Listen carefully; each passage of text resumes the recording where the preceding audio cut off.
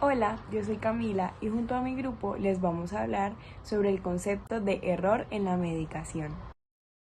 El error en la medicación es un incidente evitable, ya que se produce por fallos en el proceso de utilización de estos medicamentos.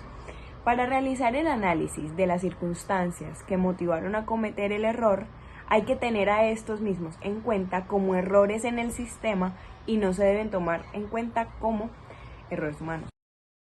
Este tipo de fallos dentro del proceso puede ocurrir en cualquier etapa y en su mayoría se produce por múltiples fallos o deficiencias en este mismo sistema.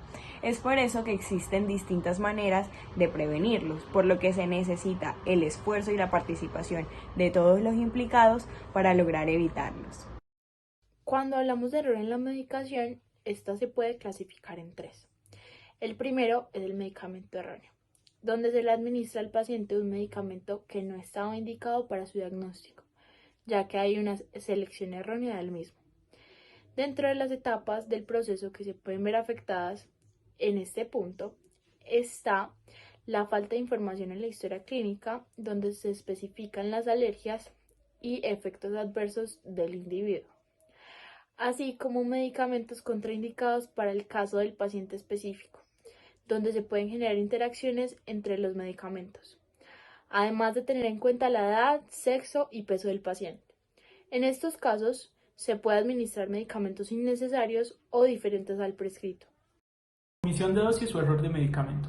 Se da por la falta de prescripción de un medicamento necesario. Existen distintos factores que influyen a la hora de que se cometa un error en la prescripción de una dosis o de un medicamento. Para poder evitar estos errores es importante corroborar los 5 correctos, que son paciente correcto, medicamento correcto, dosis correcta, vía de administración correcta y horario correcto. Siguiendo estos sencillos pasos podemos disminuir al máximo la probabilidad de cometer un error en la dosis o en el medicamento.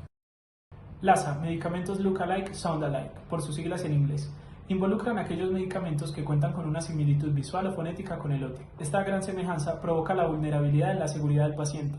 Ante el alto potencial de confundir los nombres de los medicamentos, comenzar un tratamiento incorrecto y exponer al paciente ante los efectos adversos de un tratamiento erróneo, al mismo tiempo que se le priva de ingerir las sustancias y las dosis correctas. La primera categoría que tenemos es un error potencial o no error, que son circunstancias o incidentes con capacidad de causar error. La segunda categoría es que el error se produjo pero no alcanzó al paciente o no sufrió ningún daño. El error con daño, que es cuando el error contribuyó o causó un daño temporal en el paciente o tuvo un daño permanente. Y por último es el error mortal, que es cuando el error contribuyó o causó la muerte del paciente.